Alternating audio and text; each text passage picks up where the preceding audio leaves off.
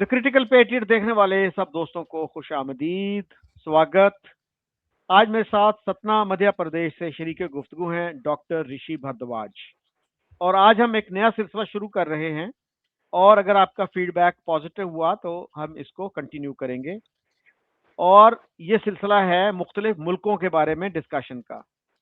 तो आज पहला मुल्क जो हमने सेलेक्ट किया है वो है श्रीलंका, जिसका पूरा नाम है democratic socialist Republic of Sri Lanka, और इसका नाम 72 तक सेलोन था।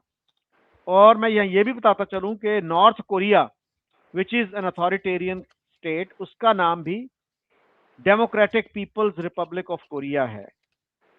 जी ऋषि, बताइए श्रीलंका के बारे में कोई इंटरेस्टिंग चीजें।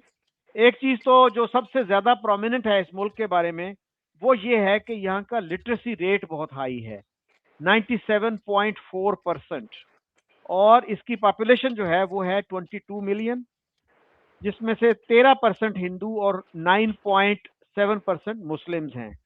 और साउथ एशिया का ये ऐसा मुल्क है जहाँ पे काफ़ी बड़ी तादाद में लोग अंग्रेज़ी बोलते हैं या बोल सकते हैं। अभी मैंने जो स्टेटिस्टिक्स देखे उनके मुताबिक about 30 to 35% of Sri Lankans can speak English to some degree. रफली 20 to 25% have functional proficiency.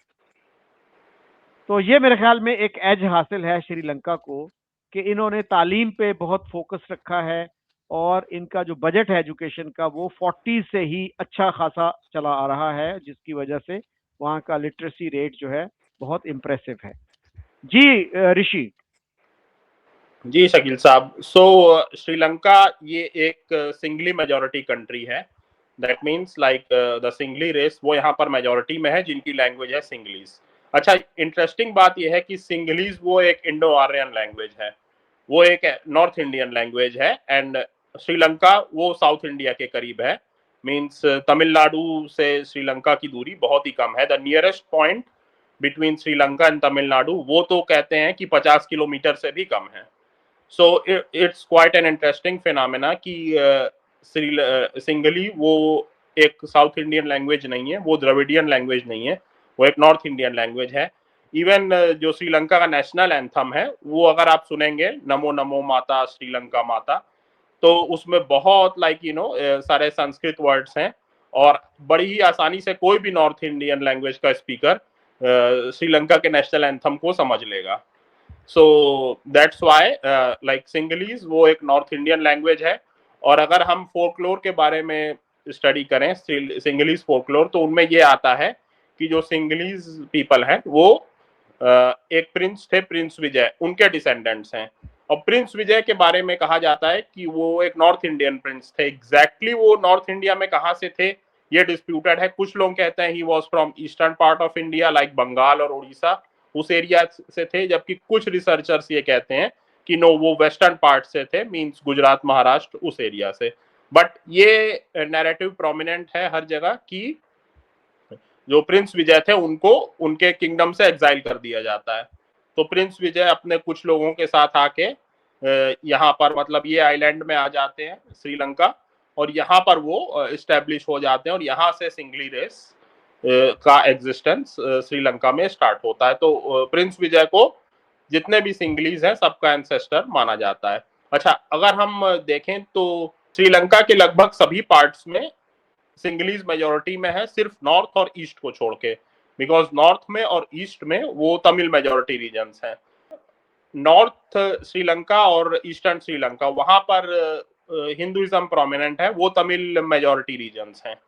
So like historians ये मानते हैं कि हिंदुइज्म वो श्रीलंका का ओल्डेस्ट रिलीजन है, और वो प्रिंस विजय और गौतम बुद्ध के पैदा होने से सैकड़ों हजारों साल पहले से वहां पर एग्जिस्टेंस में रहा है और प्रोमिनेंट रिलीजन रहा है। इस श्रीलंका में लाइक 5 मेजर हिंदू टेम्पल्स माने जाते हैं लॉर्ड शिवा को डेडिकेटेड, जो कि northern part, southern part, eastern part, western part, central part ऐसे माना जाता है। सो प्रिंस विजय आते हैं अराउंड 6th सेंचुरी में श्रीलंका, और वहां से सिंगली रेस की स्टार्टिंग मानी जाती है। और फिर अशोका के टाइम में वो अपने एक बेटे को श्रीलंका भेजते हैं बुद्धिज्म के प्रोपेगेशन के लिए। और माना जाता है कि उसी टाइम जो है सिंगली रेस वो बुद्धिज्म को अडॉप्ट करती है और श्रीलंका एक बुद्धिस्ट मेजॉरिटी आइलैंड हो जाता है। But still north Sri Lanka and east Sri Lanka वो हिंदू मेजॉरिटी रीजन्स रहते हैं, तमिल मेजॉरिटी रीजन्स रहते हैं। तो आप देख सकते हैं कि श्रीलंका वो एक टाइप से एथनिक वहां पर डिवाइड आ जाता है, लिंग्विस्टिक डिवाइड आ जाता है और एक रिलीजियस डिवाइड आ जाता है कि नॉर्थ एंड ईस्ट श्रीलंका वो Hindu and Tamil majority and other parts of Sri Lanka वो सिंगलीज एंड बुद्धिस्ट मेजॉरिटी। और ये दोनों ही अलग अलग लैंग्वेजेस हैं। सिंगलीज वो इंडो आर्यन लैंग्वेज है, तमिल वो एक द्रविडियन और साउथ इंडियन लैंग्वेज है। जी शकील साहब। अच्छा, अब जो है 70%, over 70% of Sri Lanka population is Buddhist. Ramayana में भी श्रीलंका की डिस्क्रिप्शन है, वो क्या है? जी माना जाता है कि रावण वो श्रीलंका का ही रूलर था और सीता जी को एबडक्ट करके वो श्रीलंका ही ले गया था और जो राम जी और रावण की लड़ाई हुई थी, जो रामायण का वॉर हुआ था, वो श्रीलंका में ही हुआ था। और इसको जो है तमिल भी मानते हैं और सिंगलीज भी इसको मानते हैं। सो ये हजारों साल से एक एस्टेब्लिश्ड लाइक फैक्ट रहा है कि श्रीलंका वही रावण की लाइक वही किंगडम था रावण का। जी। और क्या कुछ हिंदू ऐसे भी हैं जो रावण को हीरो मानते हैं, विलन नहीं मानते? जी लाइक कुछ I think you can say like कुछ पॉकेट्स में ऐसा बिलीफ है और कुछ लाइक जो द्रविडियन आइडियोलॉजी से इंस्पायर्ड थे लाइक पेरियार की। तो पेरियार ने काफी इस के बारे में बातें लिखी बट वो ज्यादातर एक्चुअली पॉलिटिकल है और रिलीजन से उसका कोई उतना लेना देना नहीं है, क्योंकि पेरियार का कहना था कि रावण वो साउथ इंडियन था, राम जी नॉर्थ इंडियन थे, इस तरह की बातें। बट एक्चुअली रावण के बारे में अगर आप स्टडी करेंगे तो रावण वॉज नॉर्थ इंडियन, क्योंकि रावण का जो एंसेस्ट्रल विलेज माना जाता है वो दिल्ली के पास माना जाता है। सो ये भी एक मजेदार बात है। जी। अच्छा, मैं एक दफा श्रीलंका गया हूं और वहां अहुंगाला एक जगह है, एक कोस्टल टाउन है, वहां पे एक पीस कॉन्फ्रेंस थी, तो वहां पे मैं गया था और बहुत ही खूबसूरत जगह है वो। ये मुझे बताइए कि श्रीलंका की हेल्प की थी इंडिया ने जब वहां पे फाइनेंशियल क्राइसिस आया, उसकी कुछ डिटेल आपके पास है? मेरा ख्याल है $4 बिलियन की क्रेडिट लाइन दी थी, ये कुछ ऐसी खबर थी। जी जी जो राजपक्से फैमिली है, इसकी जो गलत पॉलिसीज थी, इनकी गलत इकोनॉमिक पॉलिसीज, जो इन्होंने ऑर्गेनिक फार्मिंग वहां पर इंट्रोड्यूस करवाई और जो काफी लाइक रैम्पेंट नेपोटिज्म था, रैम्पेंट करप्शन था, उस वजह से श्रीलंका बहुत ही मेजर इकोनॉमिक क्राइसिस में आ गया, जिसको फिर इंडिया ने जाके उनकी हेल्प की और अच्छी खासी उनको लाइन ऑफ क्रेडिट प्रोवाइड करवाई। सो उसी वजह से वहां पर सिचुएशन अब काफी हद तक कंट्रोल में आ चुकी है, otherwise Sri Lanka was literally bankrupt. जी। अच्छा, श्रीलंका को एक और भी ऑनर है कि the first female prime minister in the world was a Sri Lankan, और ये 1960 में हुआ। इसकी कुछ तफसील बताइएगा। उसके अलावा मैं ये बताता चलूं अपने ऑडियंस को कि वॉलीबॉल जो है वो नेशनल स्पोर्ट है यहाँ की, और श्रीलंका जो है सेकंड बिगेस्ट टी एक्सपोर्टर है दुनिया में। जी लाइक श्रीलंकन सोसाइटी का मैं आपको पैराडॉक्स बताता हूँ कि एक तरफ तो श्रीलंका लाइक काफी आप कह सकते हैं कि वेमेन एम्पावरमेंट के हिसाब से काफी आगे रहा है, लिटरेसी रेट वहाँ का काफी हाई रहा है, ह्यूमन डेवलपमेंट इंडेक्स वहाँ का हाई रहा है, पर कैपिटा इनकम हाई रही है, बाकी जो हेल्थ के पैरामीटर्स हैं, इकोनॉमिक पैरामीटर्स हैं, उसमें साउथ एशिया में one of the better performing Nations रहा है श्रीलंका हिस्टोरिकली, इससे हम डिनाई नहीं कर सकते हैं। 1960 में श्रीवरामो भंडार नायके वो पहली like elected female head of the government बनी पूरे वर्ल्ड में, इंदिरा गांधी से भी पहले। इंदिरा गांधी 1966 में पावर में आई, सो उसके पहले श्रीलंका में एक फीमेल प्राइम मिनिस्टर हो चुकी हैं।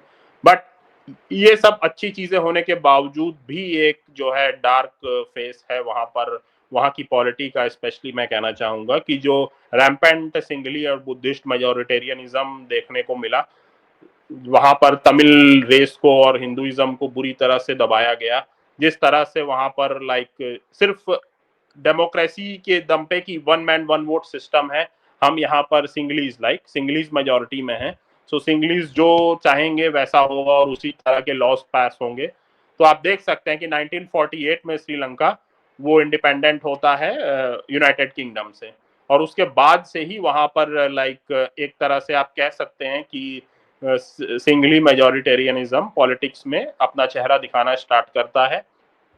तमिल्स हैं उनको बुरी तरह से परसिक्यूट किया जाता है, हर तरह से तमिल्स को दबाने की कोशिश की जाती है। इवन वहां पर सिंगला ऑफिशियल लैंग्वेज एक्ट पास होता है जिसको सिंगला ओनली एक्ट कहा जाता है, तो उसमें सिंगलिश को one and only official language declare किया जाता है। तमिल्स जो कि लाइक वेल एजुकेटेड वहां पर थे और ब्यूरोक्रेसी में उनका अच्छा खासा परसेंटेज था, वो लाइक सिंगलिश नहीं बोल सकते थे, बट सिंगली को जो है one and only official language वहां पर डिक्लेयर किया जाता है। तो इसी कारण से बहुत सारे तमिल ब्यूरोक्रेट्स को रिजाइन करना पड़ता है सिंपली बिकॉज वो सिंगली स्पीकर नहीं थे। तो लाइक तमिल्स को इस तरह से परसिक्यूट किया जाता है। इंडियन तमिल्स जो वहां पर कई सदियों से रह रहे थे उनको सिटीजनशिप नहीं दी जाती है बिकॉज श्रीलंका में दो टाइप के तमिल्स पाए जाते हैं, Sri Lankan Tamils and Indian Tamils. तो श्रीलंकन तमिल्स जैसे कि मैंने कहा आपको कि वो तो नेटिव इनहेबिटेंट्स हैं नॉर्दर्न और ईस्टर्न श्रीलंका के। इंडियन तमिल्स वो तमिल्स हैं जिन्हें तमिलनाडु से ब्रिटिशर्स ले गए थे as form of indentured labour, और वो वहां पर टी फॉर्म्स में और बाकी लाइक चीजों में काम किया करते थे, एंड वो उन्हें 19th सेंचुरी में वहां पर वो चले गए थे। बट स्टिल जो है उन्हें सिटीजनशिप वहां पर डिनाई की गई, बहुत सारे लोगों को सिटीजनशिप नहीं दी गई, उन्हें इंडिया आना पड़ा। इसीलिए वहां पर तमिल पॉपुलेशन 20-25% से डिक्रीज होके बमुश्किल अब 12-13% रह गई है, क्योंकि वहां पर इंडियन तमिल्स को सिटीजनशिप नहीं दी गई, बहुत मुश्किल बना दिया गया उनको लाइक सिटीजनशिप लेना। और आई थिंक 2003 तक जो है 2003 में फाइनली फिर श्रीलंकन गवर्नमेंट ने कुछ ऐसे प्रोविजंस किए जिससे सिटीजनशिप मिलना उनके लिए आसान हो गया। अदरवाइज वो स्टेटलेस पीपल थे, बहुत सारे लोगों को इंडिया आना पड़ा मजबूरी में।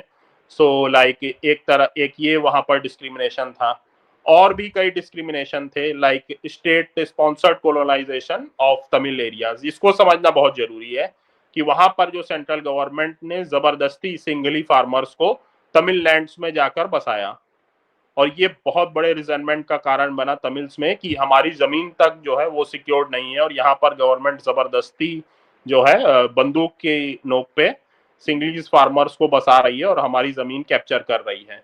और मैं आपको बताऊं कि 1985 में श्रीलंकन प्रेसिडेंट जयवर्धने ने तो यहाँ तक कहा था कि इस कंट्री में 75-25 का रेशियो है, और यही रेशियो हम कंट्री के हर स्टेट हर रीजन में चाहते हैं। Means northern province and eastern province जहां पर सिंगलीज वो माइनॉरिटी में थे, ईस्टर्न प्रोविंस में तो सिंगलीज लाइक अराउंड 20% थे, बट नॉर्दर्न प्रोविंस में सिंगलीज वर हार्डली 2-3%। बट वहां पर श्रीलंकन प्रेसिडेंट ऐसी बात कर रहे हैं कि यहाँ पर भी सिंगली मेजोरिटी होनी चाहिए, और कोई भी रीजन ऐसा नहीं है कंट्री का जो किसी तमिल या किसी भी माइनॉरिटी की होमलैंड हो।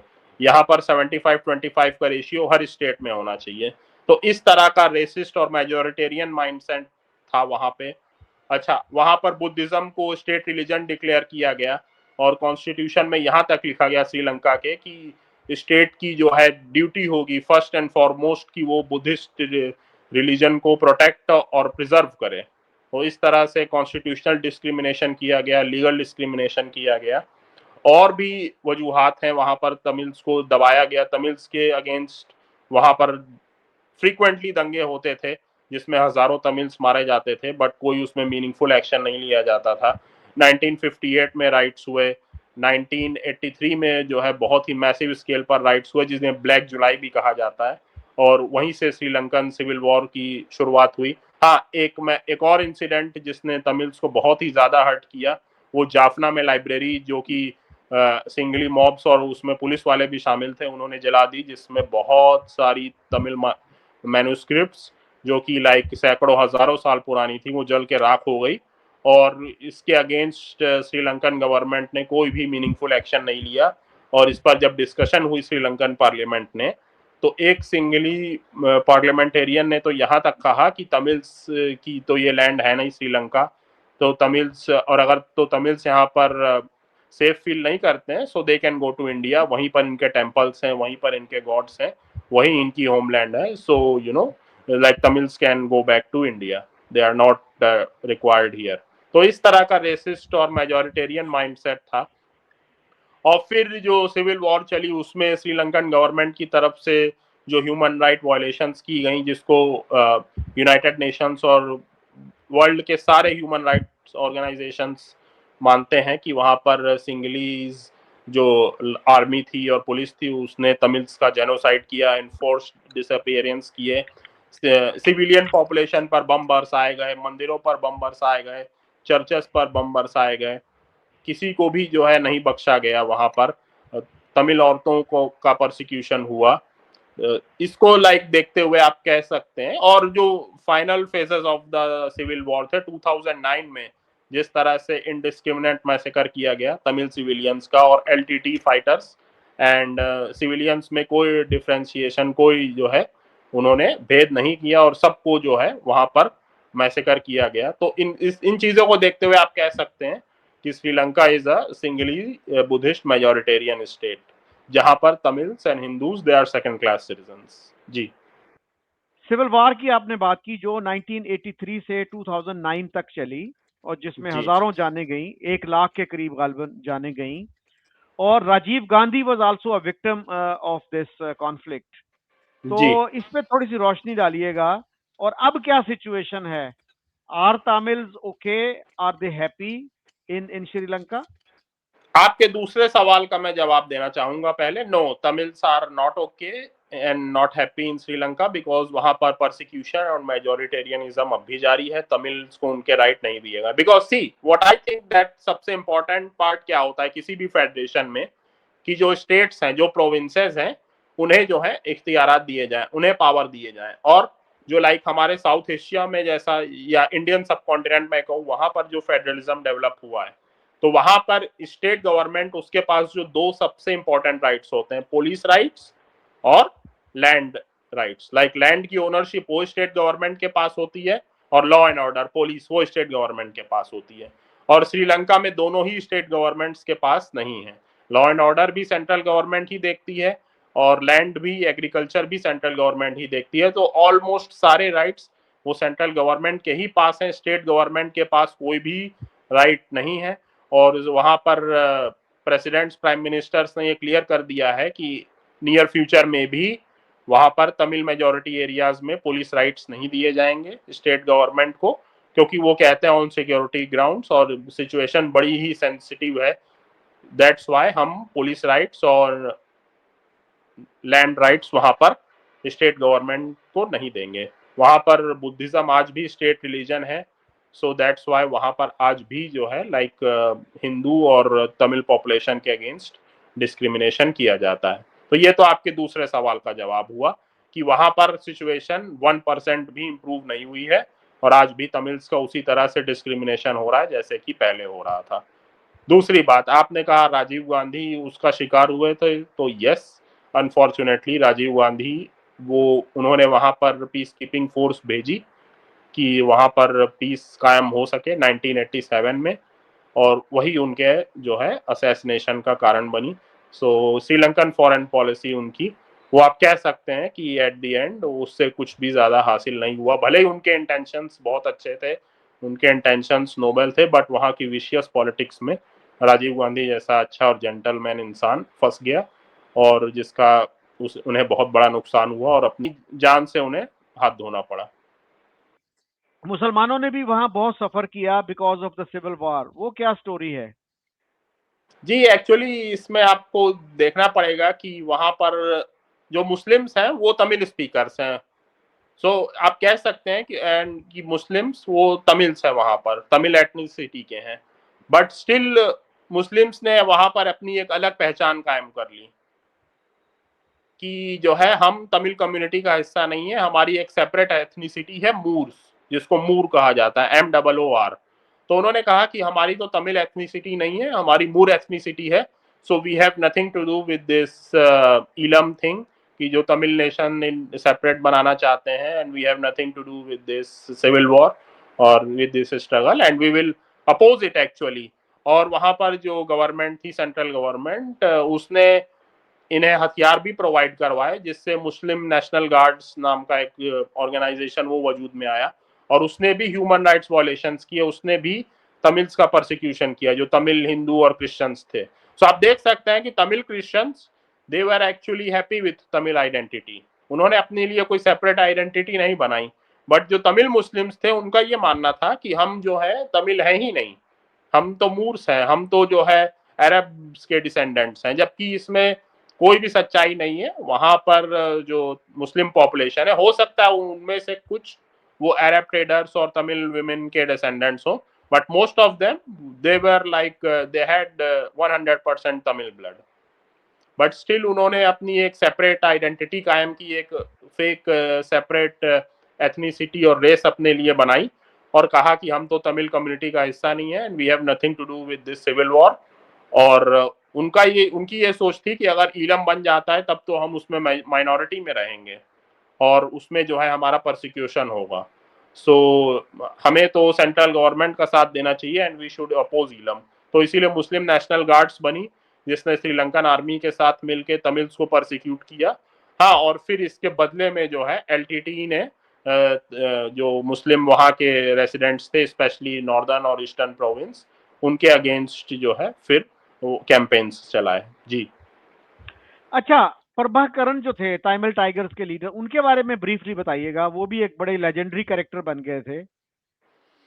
जी, लाइक प्रभाकरन ने खुद कहा था कि 1958 में जो राइट्स हुए थे, जिसमें तमिल्स मारे गए थे बहुत सारे, उसने मेरी साइकी पे बहुत ही लाइक गहरा इफेक्ट डाला, और मुझे लगा कि मुझे अपने लोगों के लिए कुछ करना चाहिए। सो इसीलिए जो है 1976 में एलटीटी का एस्टेब्लिशमेंट हुआ, और एलटीटी ने इलम के लिए जंग लड़ी 30 साल, 30+ ईयर्स, और एट वन टाइम वो 1/3 श्रीलंका को रूल कर रही थी LTT, and Prabhakaran was the supreme leader of LTT and the इलम।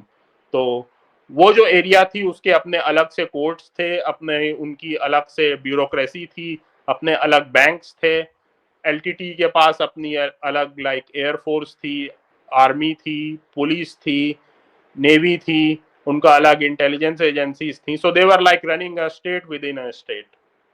सो लाइक एट स्पेशली 90s के एरा में और 2000s की स्टार्टिंग में। बट फिर उसके बाद 2005 में एलटीटी में ब्रेक हुआ, और लाइक एलटीटी के बहुत सारे फाइटर्स वो अलग हो गए एलटीटी से, और सेंट्रल गवर्नमेंट के साथ मिल गए, और वहीं से जो है एलटीटी के डाउनफॉल की स्टार्टिंग हुई। सो ह्यूमन राइट वायलेशंस वो एलटीटी ने भी किए, और श्रीलंका की गवर्नमेंट ने भी किए, मुस्लिम नेशनल गार्ड्स ने भी किए, सभी ने किए। तो ये आप कह सकते हैं कि हाँ, बट एक चीज है कि एलटीटी वो हिंदू ऑर्गेनाइजेशन नहीं था, वो एक पूरी तरह से तमिल एथनिक ऑर्गेनाइजेशन था, जिसमें सारे तमिल्स जो है इन्वॉल्व थे। इवन जो मेन आइडियोलॉग था एलटीटी का, दैट ही वाज एंटोन बालासिंगम। सो एक क्रिश्चियन वो एलटीटी का मेन आइडियोलॉग था और पॉलिटिकल थिंकर था, स्ट्रेटेजिस्ट था।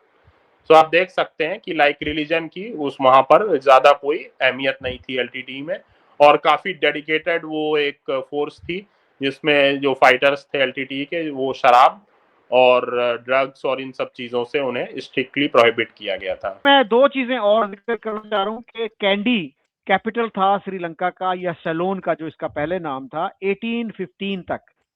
उसके बाद फिर कोलंबो कैपिटल बना, और वहाँ का सबसे पॉपुलर अंग्रेजी जबान का जो अखबार है, इंग्लिश लैंग्वेज न्यूज़पेपर, वो डेली मिरर है, और कहा जाता है कि उसकी सर्कुलेशन 76,000 है, which is pretty impressive for a small country like Sri Lanka. So any concluding thoughts?